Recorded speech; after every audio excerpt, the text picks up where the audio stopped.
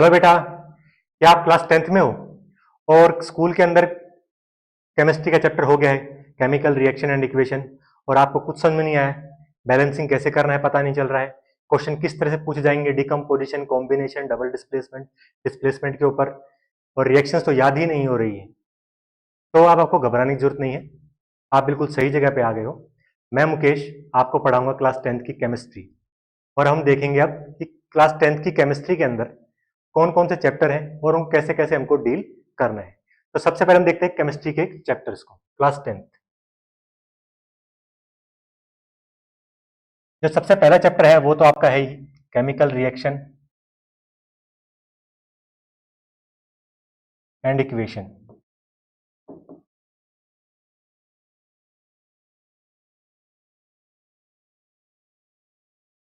दूसरा चैप्टर जो है वो है हमारा एसिड बेस एंड सोल्ट। जो थर्ड चैप्टर है मेटल एंड नॉन मेटल।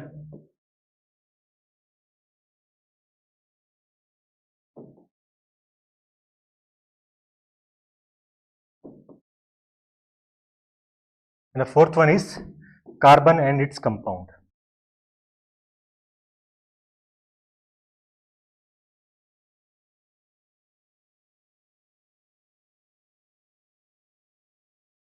अब हम देखेंगे कि केमिस्ट्री के जो स्टार्टिंग के 3 चैप्टर हैं, chemical reaction and equation, acid base and salt और मेटल एंड नॉन मेटल, ये तीनों चैप्टर आपस में इंटरलिंक है। यानी कि मेटल और नॉन मेटल के अंदर जो पार्ट है वो आपको केमिकल रिएक्शन एंड इक्वेशन के अंदर मिलेगा, एसिड बेस एंड सोल्ट का पार्ट भी आपको किसमें मिलेगा, केमिकल रिएक्शन एंड इक्वेशन के मिलेगा।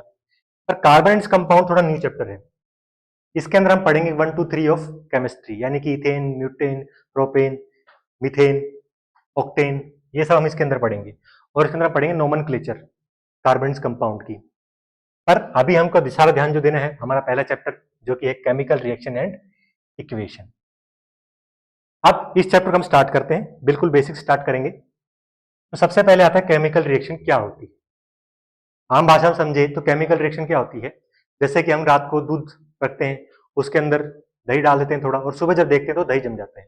आम भाषा में ये क्वेश्चन बार बार जब भी किसी से एग्जाम्पल पूछा जाता है तो सबसे पहले यही बोलता है कि दही जमा दो। मिल्क को हम किस में कन्वर्ट कर देते हैं, कर्ड के अंदर कन्वर्ट कर देते हैं। यानी कि इनिशियली सब्सटेंस कुछ था और फाइनली सब्सटेंस कुछ और है। यानी कि जब सब्सटेंस का नेचर चेंज हो जाता है तो हम उसको क्या बोलते हैं, केमिकल रिएक्शन बोलते हैं। अब हम समझेंगे common examples of chemical reaction और फिर हम पढ़ेंगे scientific examples of chemical reaction. Common example जो हम लोग डेली लाइफ के अंदर देखते हैं, सबसे पहले तो यही हो गया मिल्क को कर्ड में कन्वर्ट करना। अच्छा ठीक है। दूसरा हम लोग देखते हैं रस्टिंग, लोहे को जंग लगता है। हालांकि ये जो नाम है रस्टिंग ये तो केमिस्ट्री के अंदर यूज होता है, पर जंग लगना ये हम देखते रहते हैं और ये एक कॉमन एग्जांपल है रस्टिंग, लोहे को जंग लगना। Third one is respiration. अब रेस्पिरेशन क्या होता है ये आपने पिछली क्लास में पढ़ा होगा। हम लोग ऑक्सीजन लेते हैं और कार्बन डाइऑक्साइड छोड़ते हैं, ये तो मेरे लिए एक ब्रीदिंग होगी, सांस लेना ही हो गया। सांस लेना यानी ब्रीदिंग जो होता है ये केमिकल रिएक्शन नहीं होता है, रेस्पिरेशन एक केमिकल रिएक्शन है। क्योंकि रेस्पिरेशन के अंदर क्या होता है, हम ग्लूकोज को तोड़ते हैं विद ऑक्सीजन और in the presence of oxygen हम छोड़ते हैं तो उसको बोलते हैं एरोबिक रेस्पिरेशन, और in the absence of oxygen तोड़ते हैं तो हम उसको बोलते हैं इनएरोबिक रेस्पिरेशन। अब हमको उसमें मिलती है एनर्जी, साथ साथ कार्बन डाइऑक्साइड भी बनता है, ऑक्सीजन प्रेजेंट टूटता है और वाटर भी बनता है। तो यानी कि रिएक्टेंट साइड भी कुछ है और प्रोडक्ट साइड में भी कुछ है। इनिशियली कुछ और था, जैसे यहाँ पे मिल्क है और फिर बाद में कर्ड हो गया, वैसे यहाँ पे इनिशियली ग्लूकोज था फिर बाद में एनर्जी के फॉर्म में कन्वर्ट हो गया। तो ये भी क्या है, केमिकल रिएक्शन है। ये हम लोग डे टू लाइफ के अंदर मतलब हमारी बॉडी के अंदर हो रहा है। अच्छा इसके अलावा डाइजेशन भी क्या होता है, केमिकल रिएक्शन होती है। ये तो हो गए आपके कॉमन एग्जांपल्स। पर हम लोग साइंस पढ़ रहे हैं, यहाँ पे पानीपत की लड़ाई या फिर हम लोग आर्ट्स के स्टूडेंट है नहीं, तो हमको कम से कम इसके कुछ साइंटिफिक एग्जांपल्स तो देने ही पड़ेंगे। तो हम इसका पढ़ते हैं साइंटिफिक एग्जांपल्स जो आपको पेपर के अंदर कोट करने हैं।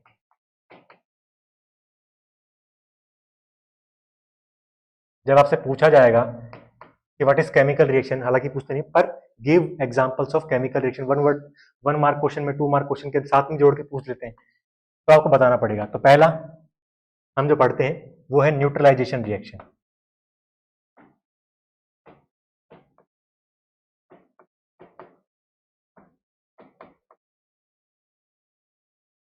क्या होता है वो अभी देख लेंगे। न्यूट्रलाइजेशन रिएक्शन के बाद हम इसमें देखते हैं थर्मिट रिएक्शन।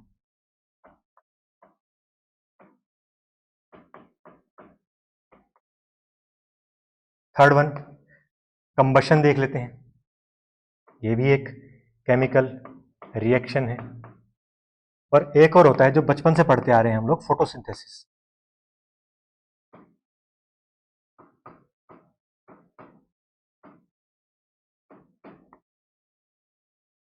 और भी एग्जांपल्स हैं, पर बेसिकली हम लोग ये पढ़ते हैं। न्यूट्रलाइजेशन रिएक्शन, ये पार्ट आपका एसिड बेस एंड सोल्ट के अंदर आता है, पर आप जब पढ़ रहे हैं तो थोड़ा बहुत इसका आइडिया ले लेते हैं। न्यूट्रलाइजेशन रिएक्शन होता है जब एसिड और बेस दोनों आपस में रिएक्ट करते हैं और सोल्ट बना देते हैं। तो जो बनता है यानी कि प्रोडक्ट जो बनता है सोल्ट, उसके अंदर ना ही एसिड होता है और ना ही बेस होते हैं, वो न्यूट्रलाइज होता है, इसलिए हम उसको न्यूट्रलाइजेशन रिएक्शन बोल देते हैं। तो ये एग्जांपल हो गया किसका, केमिकल रिएक्शन का, क्योंकि इनिशियली प्रोडक्ट क्या थे, एसिड एंड बेस, और बाद में क्या बन गया, सोल्ट। तो ये हो गया थर्मिट रिएक्शन। थर्मिट रिएक्शन बहुत इंपॉर्टेंट होती है रेलवेज के अंदर, और ये वर्ल्ड वॉर 2 के अंदर भी यूज हुई है।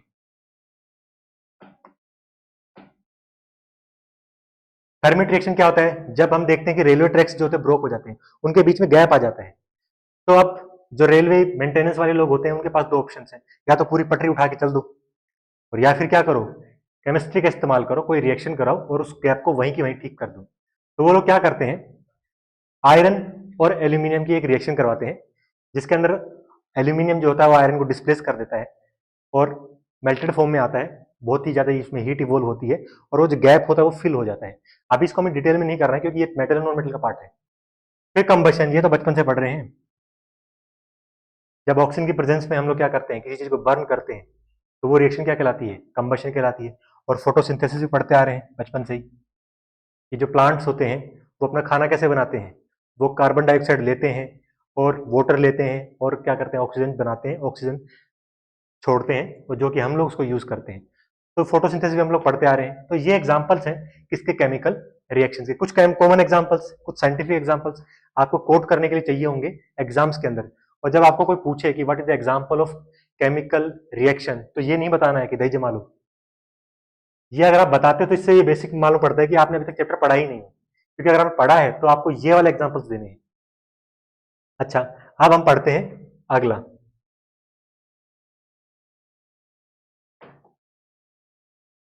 अब हम पढ़ते हैं केमिकल रिएक्शन होती क्या है, इन डिटेल में पढ़ते हैं। तो केमिकल रिएक्शन के अंदर दो चीजें होती है, एक होती है रिएक्टेंट साइड और एक होती है प्रोडक्ट साइड।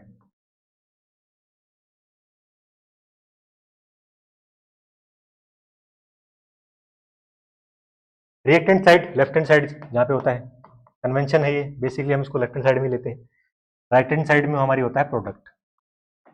तो रिएक्टेंट क्या होता है, वो सब्सटेंस जो केमिकल रिएक्शन के अंदर पार्टिसिपेट कर रहे हैं, उनको हम लोग क्या बोलते हैं, रिएक्टेंट बोलते हैं। जैसे हम एग्जांपल दे लेते हैं, कार्बन प्लस में O2 और बन जाता है कार्बन डाइऑक्साइड, बिल्कुल बेसिक एग्जांपल है, अभी तो हम लोग इसको डिटेल में जाएंगे इक्वेशंस के अंदर। तो ये जो पार्ट है हमारा, ये क्या है, ये रिएक्टेंट है, और जो बना है वो क्या है, वो प्रोडक्ट है।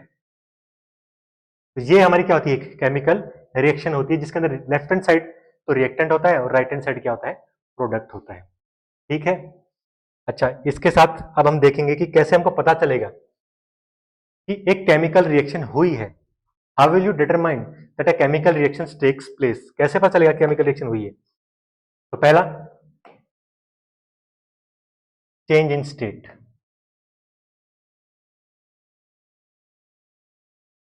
सबसे पहले उसकी स्टेट चेंज हो सकती है, जरूरी नहीं कि सारी चीजें ही हों, इनमें से कुछ एक चीजें होगी तो भी हम कहेंगे कि केमिकल रिएक्शन हुई है। चेंज इन स्टेट, अभी एग्जांपल लिया था carbon plus O2, carbon dioxide. अब देखो इसके अंदर, कार्बन इसके अंदर सॉलिड स्टेट में होता है और कार्बन डाइऑक्साइड जो होती है वो गैसियस फॉर्म में होती है। तो रिएक्टेंट साइड से प्रोडक्ट साइड में जब हम जाते हैं तो कार्बन की जो स्टेट है वो चेंज हो गई है, यहाँ पे वो सॉलिड फॉर्म में था, यहाँ पे वो गैसियस फॉर्म में है। तो इसका मतलब क्या हुआ है, केमिकल रिएक्शन हुई है। सेकंड पार्ट देखते हैं इसका।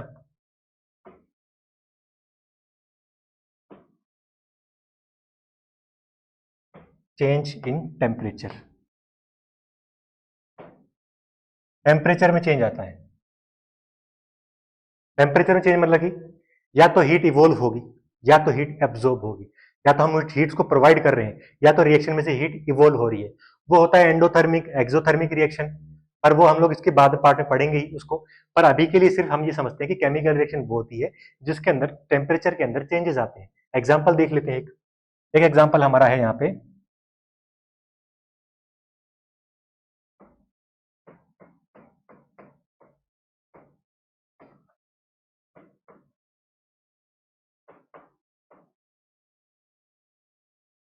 कैल्शियम ऑक्साइड को जब हम लोग पानी के अंदर मिलाते हैं तो कैल्शियम हाइड्रोक्साइड बनता है और इसके साथ में हीट इवोल्व होती है। मतलब कैल्शियम ऑक्साइड ये एक एग्जांपल है आपके चूना जो हम लोग करते हैं, व्हाइट वॉशिंग जो करते हैं, हम लोग क्या करते हैं चूने को पानी के अंदर मिला देते हैं तो देखते हैं उसके अंदर हीट इवोल्व हो रही है। जो बीकर है या फिर जो भी हमारा यूटेंसिल है वो बहुत ज्यादा गर्म हो जाता है। तो क्यों गर्म हो रहा है? क्योंकि टेम्परेचर चेंज हो रहा है। ये एक एक्सोथर्मिक रिएक्शन है, इसको हम बोलते हैं क्विकलाइन। अब ये रिएक्शन आपको याद करनी पड़ेगी क्योंकि ये रिएक्शन अब आपका पीछा metal and non metal, acid base and salt कहीं तक भी नहीं छोड़ने वाली। जहां भी आप देखोगे इसको पाओगे, और इनके नाम भी याद करने पड़ेंगे। इसको हम बोलते हैं क्विकलाइन और इसको हम बोलते हैं स्लेक्ट लाइन, यानी कि कैल्शियम ऑक्साइड बोला जाता है क्विकलाइन और कैल्शियम हाइड्रोक्साइड बोला जाता है स्लेक्ट लाइन। अब इसके अंदर हीट इवोल्व हो रही है तो ये भी क्या है? केमिकल रिएक्शन है। अच्छा, इसके बाद एक चीज और होती है इसके अंदर, वो होता है कैल्शियम कार्बोनेट होता है, वो हम लोग देखेंगे। पर अभी के लिए आपको याद रखना है क्विकलाइन का एग्जांपल, क्विकलाइन किसको बोलते हैं हम लोग? कैल्शियम ऑक्साइड को। स्लेक्ट लाइन को बोलते हैं कैल्शियम हाइड्रोक्साइड को। ये इनके कॉमन नेम है और इनके साइंटिफिक नेम है वो है कैल्शियम ऑक्साइड और कैल्शियम हाइड्रोक्साइड। ये क्वेश्चन बार बार बार बार पूछा जाता है केमिस्ट्री के अंदर, एग्जाम्स के अंदर भी और चैप्टर्स के अंदर भी बार बार ये आएगा। तो दो चीजें हो गई हमारी, चेंज इन स्टेट होता है और चेंज इन टेम्परेचर होता है। दो एग्जाम्पल हो गए हमारा बताने के कि ये केमिकल रिएक्शन हुई है। इसके अलावा हम लोग देखें तो थर्ड वन हमारा है change in colour.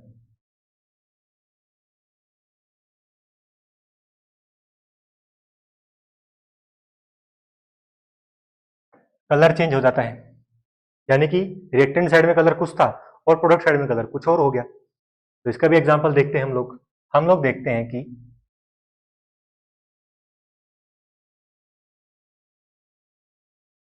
Copper sulphate जिसका कलर होता है ग्रीन, इसका रिएक्शन हम लोग कराते हैं किसके साथ में?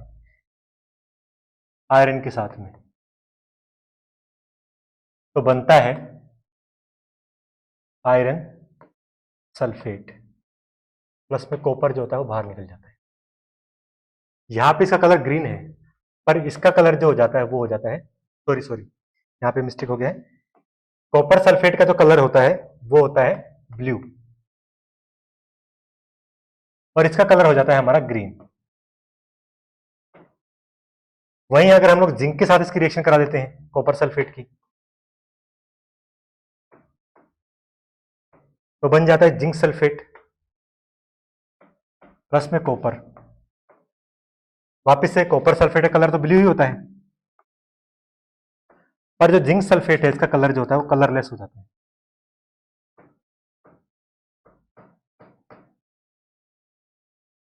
अब इनमें दोनों देखो, आयरन के साथ जब रिएक्शन करा रहे हैं तो ग्रीन कलर हो जाता है ब्लू से, और जिंक के साथ करा रहे हैं तो कलरलेस हो जाता है। यानी कि कलर भी क्या हो रहा है? चेंज हो रहा है। और चेंज इन कलर भी क्या एग्जांपल है किसका? Chemical reaction. मतलब उसको पता करने का एक तरीका है कि ये केमिकल रिएक्शन हुई है। तो चेंज इन कलर भी हमारा हो गया। अब ये याद रखना कि कॉपर सल्फेट का जो कलर होता है वो कैसा होता है? ब्लू। बार बार पूछा जाएगा, बार बार इसके ऊपर क्वेश्चंस भी आएंगे। हम लोग क्वेश्चन देखेंगे साथ साथ में, टॉपिक करेंगे, क्वेश्चंस करेंगे। अगला हमारा जो है, और एक तरह से और हम बता सकते हैं कि एक केमिकल रिएक्शन हुई है, वो होता है हमारा evolution of gas.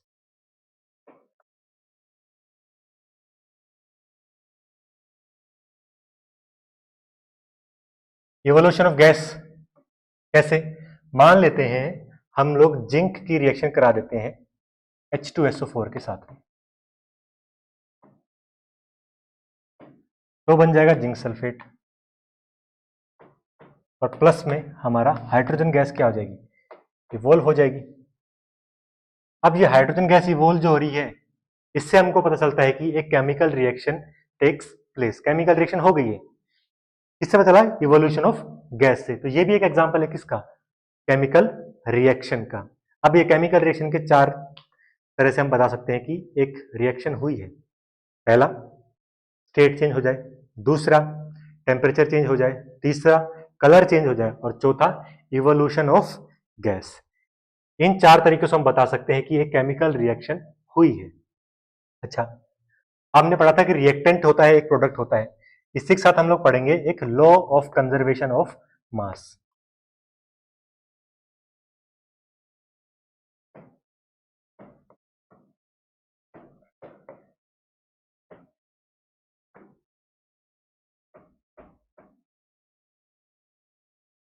Law of conservation of mass क्या होता है? Law of conservation of mass होता है कि mass can neither be created nor be destroyed, it can change it state, it form from one state to another state, या one form to another form. अब जब भी law of conservation of mass पूछा जाता है, मास की जगह आप एनर्जी लगा दो, तो वही डेफिनेशन होती है, energy can neither be destroyed nor be created. और भी कुछ लगाओगे तो वापस से वही होता है। तो ये तो बेसिक है, पर इसका यूज क्या है? हम मान लेते हैं रिएक्टेंट साइड के अंदर, जैसे ये एग्जांपल है हमारा, इसके अंदर हम देखते हैं कि जिंक यहाँ पे 1 है और हाइड्रोजन यहाँ पे 2 है, यानी कि एटम्स जो है हाइड्रोजन के 2 है, और सल्फेट है यहाँ पे 4 है। तो जब देखते हैं हम लोग रिएक्टेंट और प्रोडक्ट साइड में, तो जो रिएक्टेंट साइड में जितने एटम है उतने ही एटम कहाँ होने चाहिए, प्रोडक्ट साइड में होने चाहिए। जैसे कि बैलेंस्ड है, जिंक यहाँ पे 1 है तो यहाँ पे भी 1 है, हाइड्रोजन के 2 एटम्स हैं तो हाइड्रोजन के यहाँ पे 2 हैं, और सल्फेट की फॉर्म में ये पूरा एक सिंगुलर में देखा जाए तो ये भी बैलेंस्ड ही है। तो ये होता है लॉ ऑफ कंजर्वेशन ऑफ मास, यानी कि रिएक्टेंट साइड में जो है वही प्रोडक्ट साइड में होना चाहिए। यानी कि जो आप रिएक्टेंट साइड में डालोगे वही क्या बनेगा, प्रोडक्ट। ऐसा नहीं होगा कि आप जिंक और हाइड्रोजन सल्फाइड की रिएक्शन करा रहे हो, यहाँ पे गोल्ड बन जाए, या यहाँ पे आयरन सल्फेट बन जाए, ऐसा नहीं होगा। जो रिएक्टेंट साइड में होगा वही प्रोडक्ट साइड में होगा, और इसी में हम लोग देखते हैं लॉ ऑफ कंजर्वेशन ऑफ मास। ठीक है, अब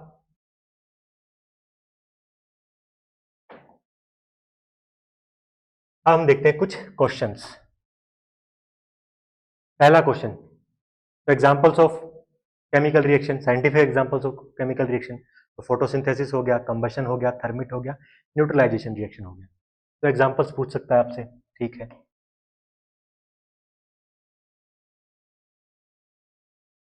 दूसरा आपसे क्या पूछ सकता है, कैसे डिटरमाइन करोगे आप कि एक केमिकल रिएक्शन हुई है? उसके 4 टाइप हैं, या फिर उसके 4 तरीके हैं। पहला, स्टेट चेंज हो जाती है, दूसरा टेम्परेचर चेंज हो जाता है, तीसरा कलर चेंज होता है, और चौथा इवोल्यूशन ऑफ गैस होता है। ठीक है। अच्छा, अब हमने लॉ ऑफ कंजर्वेशन ऑफ मास भी देखा था। इसके ऊपर एक क्वेश्चन पूछता है, इसके ऊपर क्वेश्चन पूछता है कि आप कौन सा लॉ यूज करते हो बैलेंसिंग ऑफ केमिकल इक्वेशन। एक केमिकल इक्वेशन को आप जब बैलेंस करते हो तो आप कौन सा लॉ देखते हो? तो हम उसमें देखते हैं लॉ ऑफ कंजर्वेशन ऑफ मास। अब हमने जब इवोल्यूशन ऑफ गैस पढ़ा था, हमने उसके अंदर एक इक्वेशन पढ़ी थी। वो इक्वेशन थी जिंक प्लस में H2SO4 गिव्स ZnSO4, और हीट सॉरी हाइड्रोजन गैस क्या हो रही है, इवोल्व हो रही है। अब एक्स और वाई की फॉर्म में जो क्वेश्चन पूछ जाते हैं वो किस तरह से पूछ जाते हैं वो यही देख लेते हैं एक बार, सिर्फ हिंट के तौर पे। जिंक जो होता है वो गैल्वेनाइजेशन के लिए यूज होता है। गैल्वेनाइजेशन मतलब जब हम क्या करते हैं, आयरन के यूटेंसिल्स के ऊपर जिंक की कोटिंग कर देते हैं। जैसे हमने घर में बकेट देखी होंगी, बाल्टियां होती हैं जो लोहे की होती हैं, उसके ऊपर जंग कभी नहीं लगता है, बहुत लंबे टाइम तक नहीं लगता, या फिर कहीं तो क्यों नहीं लगता, क्योंकि उसके ऊपर जिंक की कोटिंग होती है, और उस कोटिंग को करने को हम क्या बोलते हैं, गैल्वेनाइजेशन बोलते हैं। अब जब आप मेटल नॉन मेटल या एसिड बेस एंड सोल्ट पढ़ोगे तो उसके अंदर आप पढ़ोगे कि हाइड्रोजन गैस के पास जब आप एक बर्निंग कैंडल लेके जाते हो तो पॉप का साउंड आता है। यानी कि अब यहाँ पे जब बर्निंग कैंडल लेके जाओगे हाइड्रोजन गैस के पास में, तो साउंड आएगा किसका, पॉप का। अब ये इंटरलिंकेज में साथ साथ चल रहे हैं, आप इसमें मत सोचना कि ये तो अभी दिया ही नहीं है, ये तो बाद में आएगा, पर अभी आप पढ़ रहे हो तो आप ये ध्यान रखना कि ये आपस में एक दूसरे के साथ लिंक होंगे, चीजें आएंगी। अब मान लो ये इस तरह से एक क्वेश्चन है, पूछा जाता है आपसे, पूछा जाता है केमिकल एक केमिकल या एलिमेंट एक एलिमेंट एक्स है जो कि यूज होता है किसके लिए, गैल्वेनाइजेशन के लिए।